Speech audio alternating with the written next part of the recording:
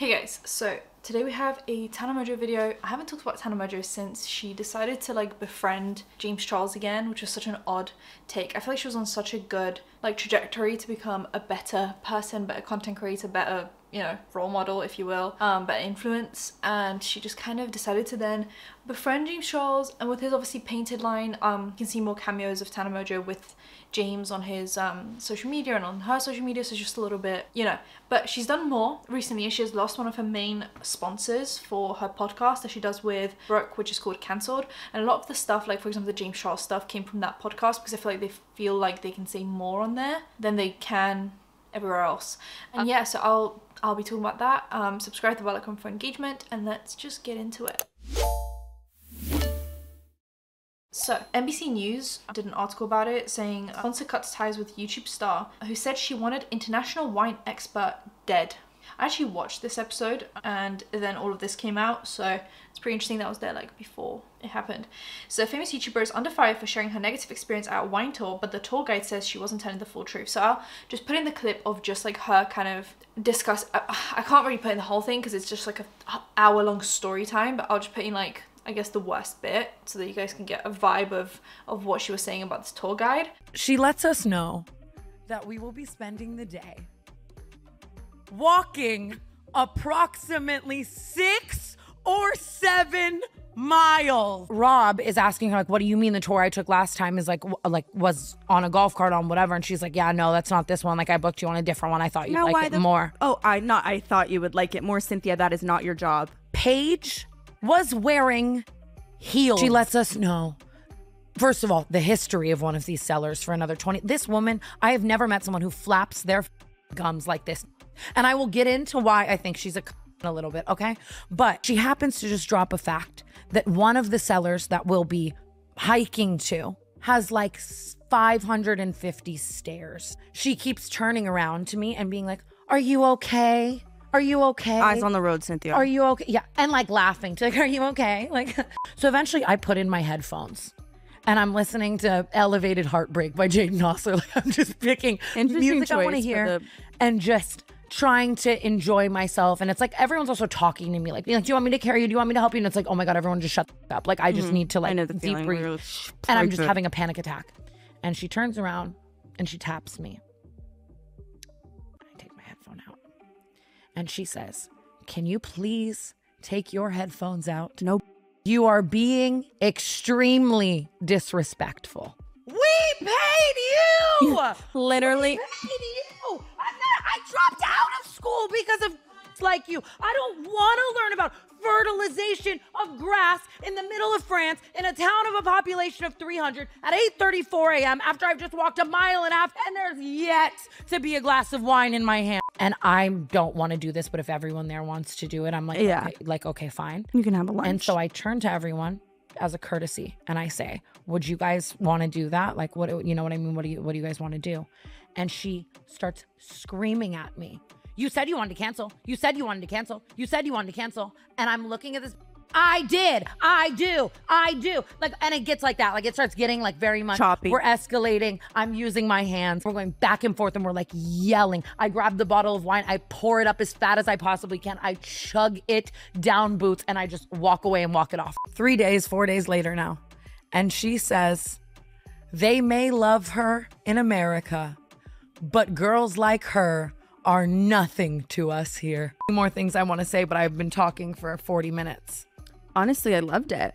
I kind of want Cynthia dead. No offense. No, I literally, I absolutely want her dead at the hands of me. Well, okay. People obviously left negative reviews on the wine like page because she literally named, like, she didn't even make up a false name. She like actually name and shamed Cynthia, who was the tour guide. So one of YouTube's top influencers ranted against an internationally recognized French wine expert, leading to targeted hateful comments online.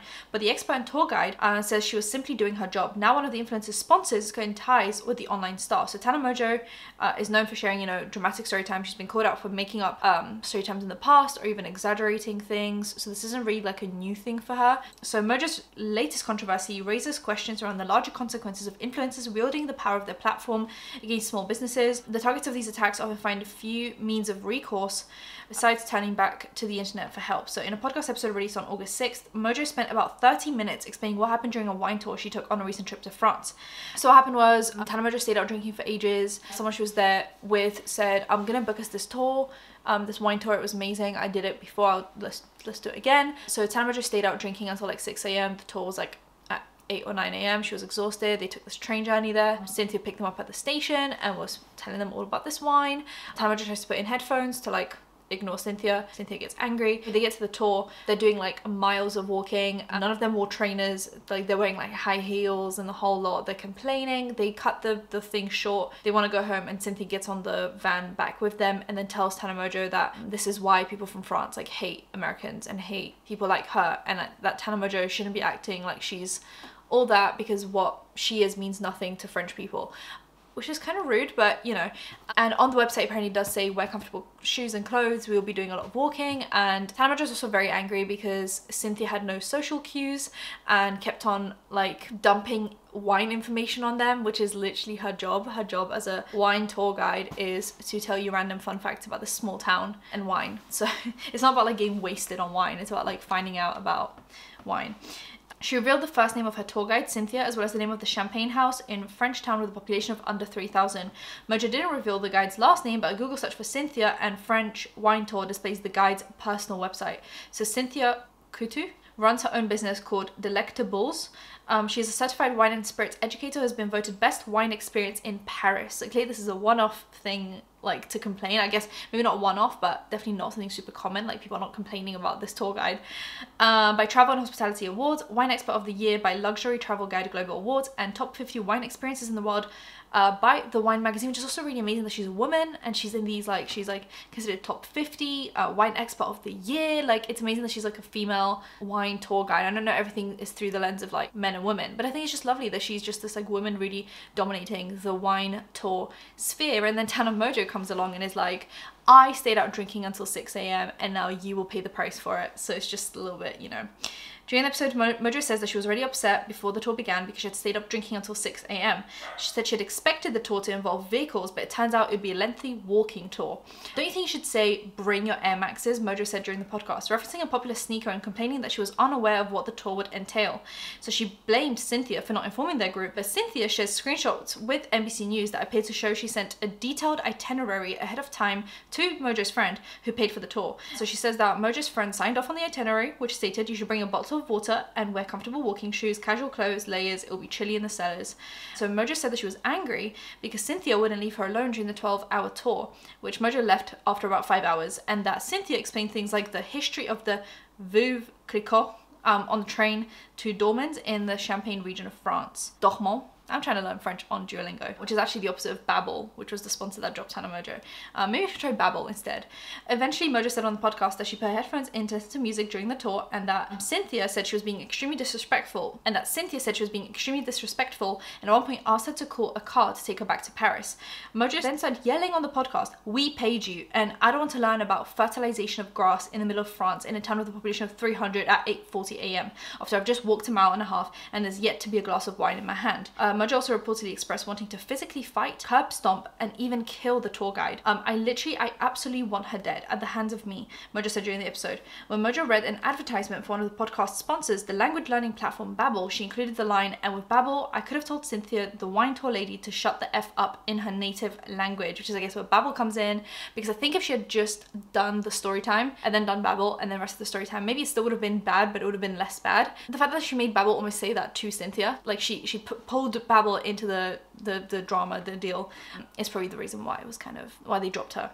On Tuesday, Matt Hosborough, Babbel's public relations lead, told NBC News that the company was no longer working with Mojo and would carefully vet podcast sponsorships in the future. Mojo didn't respond for a request for comment. This absolutely does not align with Babbel's company values, Hosborough wrote in an email. Highlighted here, Tana is obviously not a person who understands or celebrates the differences in cultures, and we regret to be in any way involved with her, which like, yeah, she went to a different country, behaved like a typical, not typical American, I do love my Americans out there, but what Europeans think a typical American is like. She behaved like that and gave Americans a really bad rep, and then used Babbel which encourages learning a different language so that you can speak a different language in different countries and respect other cultures, to slate Cynthia. You know what I mean? It's just not a good look for Babel. During her interview with NBC News, Cynthia said there are cultural differences for wine and spirit professionals in France. You have a responsibility and a legal obligation to encourage people to drink responsibly. If you read the small print on my website, it says you're encouraged to drink responsibly. So all day, if you wanted to be a responsible professional, I had to promote and encourage that. All of my decisions were, how can I remain as professional as possible and try to make everyone happy? She added, and there's a picture of her kind of doing her guide, tour, situation. After the podcast episode was released, Cynthia said that she started to receive strange messages from people on Instagram. One person sent her a link to the podcast. After listening, she said that she reported Mojo's death threat to the police in Paris, where she lives. She declined to share a copy of the report with NBC News, citing privacy concerns. So NBC News observed more than 5 negative reviews and comments newly posted on the tour guide's personal Instagram account, as well as the Google reviews of the Champagne House. Cynthia read some of the comments, which included some of Mojo's fans threatening to hurt her business, and even find her phone number. One of the reviews said, if you decide to book a tour here, ask for anyone but Cynthia. And another one said, couldn't enjoy the tour due to how unprofessional the guide is. Avoid her at all costs. Another comment that was left on her Instagram said, you should not talk about people that come into tours, Cynthia. Even though Tana Mongeau was the one talking about her, not the other way around. Of course, it wasn't pleasant to listen to someone lie and say nasty things about me, but I'm a big girl, Cynthia said. I can handle people trashing me, but a death threat is a bridge too far. And to Cynthia's surprise, she started receiving comments and messages from Mojo's listeners who were Team Cynthia. Some of them were upset with Mojo and helped Cynthia report the false reviews for the Champagne House, because obviously Google will take down reviews if you're not sort of a verified like client of that place, if you can't prove that you were there. People are sending me Reddit threads. I never even used Reddit before in my life. There's at least, I think I counted 10 different threads devoted to this. That reconciles me with humanity when I see that one of the consequences was this outpouring of kindness and a wake-up call for a lot of people. It's just wrong. Cyberbullying and death threats, well, that's next level. What is on Reddit? Tana Mongeau, Cynthia. So someone posted on LA Influencer Snark, Tana Mongeau, thoughts on Tana posting a podcast citing a normal woman's real name, town she works in, as well as stating this woman's workplace and dragging her to absolute filth. We get Tana's podcast is for ranting and her story times, but why does she protect influencer names yet openly blast an innocent tour guide trying to do their job? Well, because she thought Cynthia, a mere mortal, wouldn't be able to destroy her career, whereas, you know, fellow influencers can band together to try and cancel her, and she's been cancelled so many times that I think she just can't be bothered for it again. And yet Cynthia comes out on top. So Tana's podcast, The Wine Cellar, she visited, has gained multiple negative reviews from Tana fans.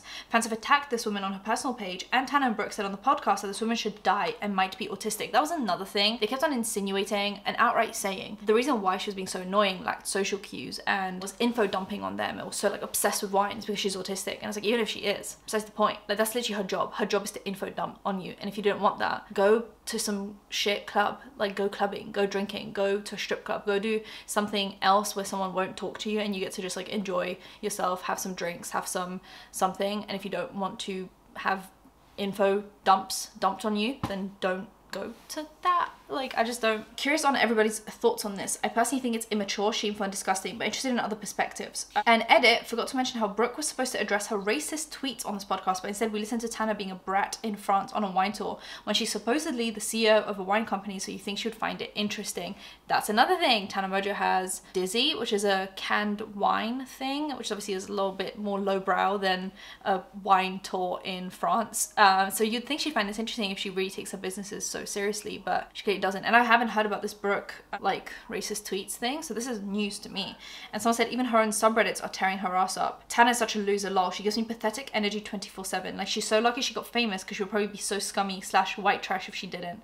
Side eye, parties until 4 AM and goes to bed a couple of hours before needing to leave, and someone books the wrong tour. Then she complains about the entire tour, which goes wrong due to her own mistakes, and borderline doxes the poor woman. I mean, she did fully dox the poor woman. And if we go on Tana Mongeau podcast, there's 12,000 members as of right now. So they did post in the Tana Mongeau podcast subreddit that a sponsor cuts ties with Tana, and they link the NBC News article, and the first response is, honestly, this is a big deal for Tana since she's not super brand safe and has to really shop around to find someone to work with her. She fumbled so hard, and she did in one of the podcasts talk about she's been dropped so many times, even if she hasn't really done anything, just because of who she is, and people are like, oh, we know you're gonna do something, so we would rather cut ties like early on. So I couldn't be bothered to scroll through and find the ones that I wanted to look for. So on the Tana Mongeau podcast subreddit, if you type in Cynthia, you can go through all the different opinions people have on Cynthia. So someone said, love the pod, love Tana and Brooke, and I know I'm not alone in being very off put by the Cynthia story. I for one would not love the 6 mile walking wine tour with a tour guide who said it was going to be fun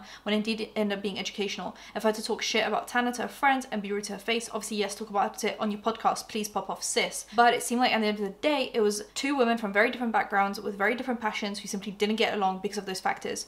French people and Americans are very different, and Tana's story encapsulated that. So for Tana to say her name and the place she works for is extremely inappropriate and frankly dumb, because Cynthia's going to put two and two together with all the hateful reviews and Instagram comments and could take legal action. So this is like defamation. Now, I do think when I first listened to the story, there was some bits where I was like, oh, like for example, like saying, oh, she must be autistic and that's why she has no social keys. Like, it was just like one, ableist. But two, yes, Cynthia was being a little bit mean in the sense that she was like, are we gonna have a fun tour or do you guys want an educational one? They said fun and she still gave them educational. Like, clearly she was actively trying to make this more difficult than it needed to be, but to then dox her and wish death upon her and say you want to kill her is like where Tana also takes things too far. So this, if she had just told the story as like a, oh, she was being really annoying, like, yeah, I overslept, but she asked us if we wanted a fun tour, we said yes, and then she refused to do that, that would have been one thing. But to then be like, I want her to die, this is a full legal name, this is where she works. It's Tana always taking something and making it 250% and then getting bad responses. But someone said, unpopular opinion, Cynthia was an asshole. Tana had every right to rant about her. Yeah, she doesn't deserve to be fired over it, but really the only thing Tana did wrong was use her real name. Other than that, Cynthia was an absolute shady bitch and Tana owed her no respect after continuously trying to be respectful, yet Cynthia kept being shady and passive aggressive towards her. So Cynthia had already decided she did not respect Tana as soon as she saw her on that train. And there was a thing where Cynthia called one of Tana's friends later on and basically said like, Tana isn't special, like she's basically a trashy girl who will never be anything. Like, she really went off on her, and I think they were both in the wrong. I think there was situations in which they were both just not, like someone said, they just weren't meshing. But for Tana to then dox her is, you know. So unpopular opinion, Brooke is a yes man, because she obviously went along with it and even wished death on Cynthia. And someone said, I think she's too scared to disagree with her. So now she has lost her Babbel sponsorship, and I wonder how she's gonna address this. She has released 2 podcast episodes since then that I think have been maybe pre-recorded, or they're just collabs with other people, so it's a little bit, you know. But I wonder if when they do one just on their own, if they're gonna address this and what they're gonna say. But very interesting stuff. Let me know what you guys think. Subscribe, hit that bell, like, comment for engagement, and I'll see you in my next one. Bye guys.